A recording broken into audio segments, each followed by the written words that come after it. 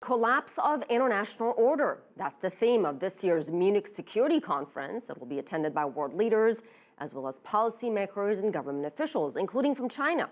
CCTV's Jack Barton is in Munich with a preview. The war in Ukraine, the rise of the Islamic State group in Iraq and Syria, and the growing threat of domestic terrorism right around the world.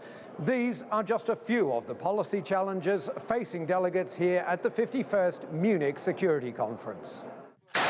The key focus this year will be on Europe, and in Europe the use of military force to redraw Ukraine's borders is being seen as the greatest threat to the global order. You have to go back in Europe to the period of the Second World War to find that. Also, of course, we had the crises in the Balkans where there were attempts to do this, obviously. But this is something that is absolutely upsetting to not only the European order, but to the global order.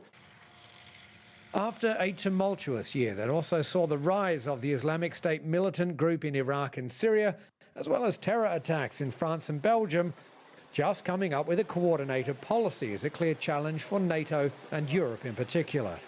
1 week they're all focusing on Ukraine, and something happens in Syria and they're all focusing on Syria. Then Ebola breaks out, and we don't seem to be capable to keep track of all these things simultaneously, which of course we had.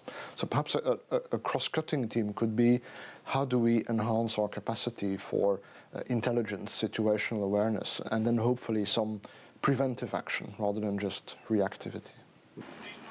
Simultaneously, economically troubled Europe must also focus on modernizing its armed forces.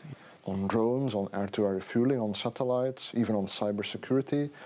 That's the sort of thing we need, but none of these projects will fly unless more member states take part and they put more money into it.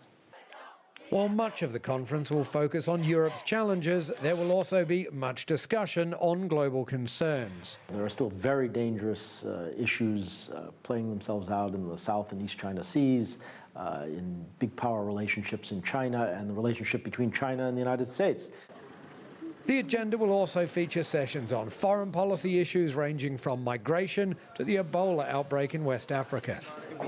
Delegates including German Chancellor Angela Merkel, the Secretary-General of NATO, Chinese State Councillor Yang Jiechi, and the foreign ministers of Russia and South Korea will all be trying to formulate a better response to the crises that are ongoing, while also trying to prepare for any surprises that 2015 will almost certainly present. Jack Barton, CCTV, Munich.